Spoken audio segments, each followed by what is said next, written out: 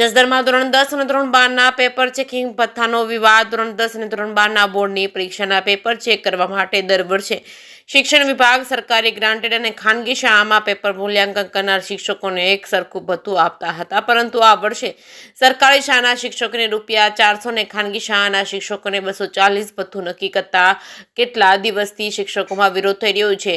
નિર્ભર શાળાના સંચાલક મહામંડળે પણ શિક્ષણ મંત્રીને ફરિયાદ કરતો પત્ર લખી બોર્ડના પેપરની ચકાસણી કરતા સરકારી ગ્રાન્ટેડના શિક્ષકો ₹400 ખાનગી શિક્ષકોને ₹240 શા માટે ચૂકવવામાં આવે છે તેવા સવાલો ઉઠ્યા છે. કામ સરખું તો વેતન કેમ અલગ અલગ?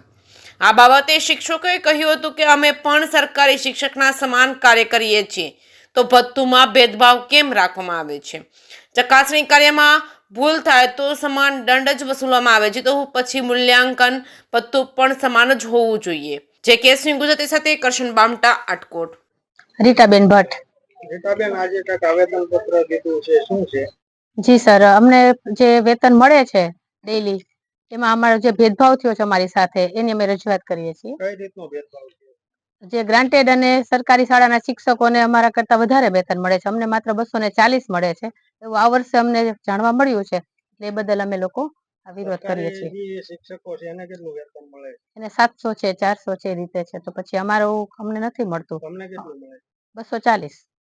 તો શું તમારી રજૂઆત શું છે? અમારી રજૂઆત એવી છે સર કે બધાની સાથે સમાન વેતન ને સમાન કામ એ રીતે મળવું જોઈએ. યોગ્ય નિર્ણય નહીં આવતો શું કરશો? વિદ્યાર્થીઓના હિતમાં અમે પેપર તો જોવાનું ચાલુ જ રાખીશું, પણ અમે સરકારશ્રીને વિનંતી કરીએ છીએ, બોર્ડના જે કઈ અધિકારીઓ છે બધાને વિનંતી કરીએ છીએ કે અમને બધાને સરખું વેતન મળે. એમ છતાં યોગ્ય નિર્ણય નહીં આવે તો સર કામ તો અમારું ચાલુ છે, બાકી તો સરકારશ્રીએ નિર્ણય કરવાનો છે, બોર્ડના સભ્યોએ નિર્ણય કરવાનો છે. દિનેશગીરી.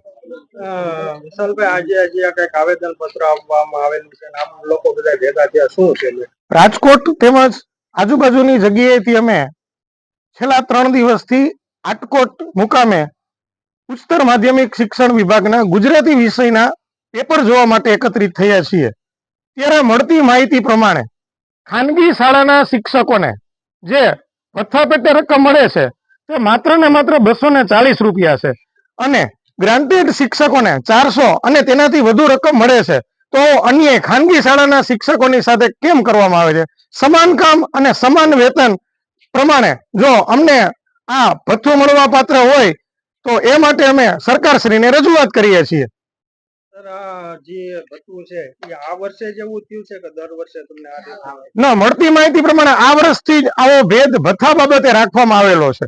યોગ્ય નિર્ણય નહીં આવે તો શું કરશે? ના, વિદ્યાર્થીના હિતમાં ખાનગી શાળાના શિક્ષકો એવું નક્કી કરેલું છે કે જ્યારે વિદ્યાર્થીની બાબતે ત્યારે પેપર તો અમે તપાસીશું, પણ તપાસતાની સાથે જ અમે સરકારશ્રીને રજૂઆત કરીએ છીએ કે અમને જે અન્યાય મળે છે એ અન્યાય ના થવો જોઈએ અને ત્વરિત પગલાં લેવાય અને યોગ્યતા પ્રમાણે અમને પણ જે ગ્રાન્ટેડ શિક્ષકોને ભથ્થું મળે છે એ પ્રમાણે ખાનગી શાળાના તમામ જગ્યાએ તમામ વિષયના તમામ શિક્ષકોને મળવું જોઈએ. આ અમારી રજૂઆત છે. એમ છતાં યોગ્ય નિર્ણય નહીં આવે તો? યોગ્ય નિર્ણય નહીં આવે તો અમે આગળ રજૂઆત કરીશું.